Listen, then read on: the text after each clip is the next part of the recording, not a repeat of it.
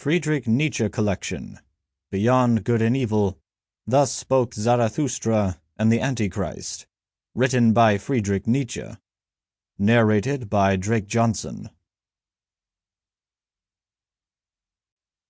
Book 1, Beyond Good and Evil. Preface. Supposing that truth is a woman, what then?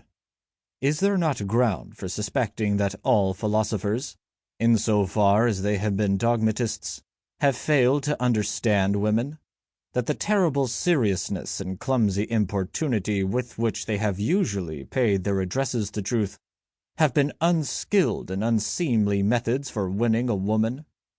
Certainly she has never allowed herself to be won, and at present every kind of dogma stands with sad and discouraged mien, if, indeed, it stands at all.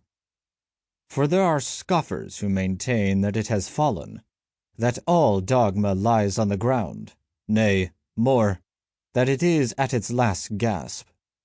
But to speak seriously, there are good grounds for hoping that all dogmatizing in philosophy, whatever solemn, whatever conclusive and decided airs it has assumed, may have been only a noble puerilism and tyrannism, and probably the time is at hand when it will be once and again understood what has actually sufficed for the basis of such imposing and absolute philosophical edifices as the dogmatists have hitherto reared.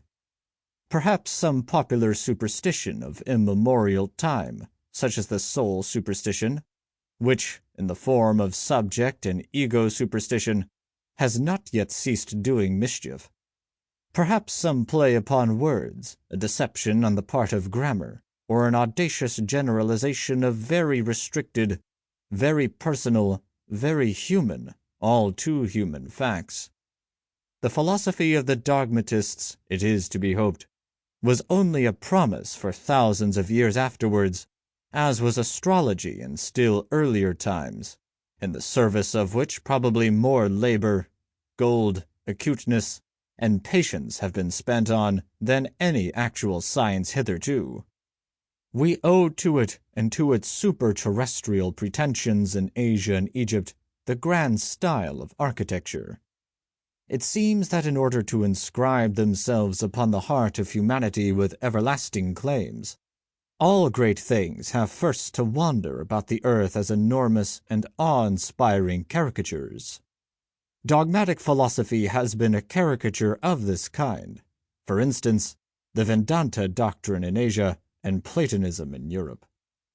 Let us not be ungrateful to it, although it must certainly be confessed that the worst, the most tiresome, and the most dangerous of errors hitherto have been a dogmatist error, namely, Plato's invention of pure spirit and the good in itself. But now, when it has been surmounted, when Europe, rid of this nightmare, can again draw breath freely and at last enjoy a healthier sleep, we, whose duty is wakefulness itself, are the heirs of all the strength which the struggle against this error has fostered.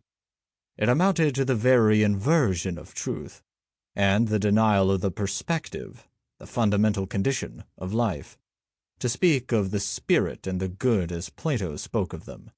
Indeed, one might ask, as a physician, how did such a malady attack the finest product of antiquity, Plato? Had the wicked Socrates really corrupted him? Was Socrates, after all, a corrupter of youths, and deserved his hemlock?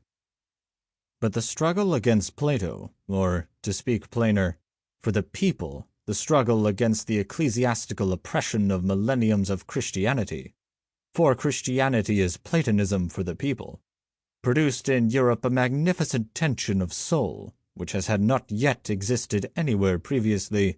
With such a tensely strained bow, one can now aim at the furthest goal. As a matter of fact, the European feels this tension as a statue of distress, and twice attempts have been made in grand style to unbend the bow, once by means of Jesuitism, and the second time by means of democratic enlightenment, which, with aid of liberty of the press and newspaper reading, might, in fact, bring it about that the spirit would not so easily Sample complete. Ready to continue?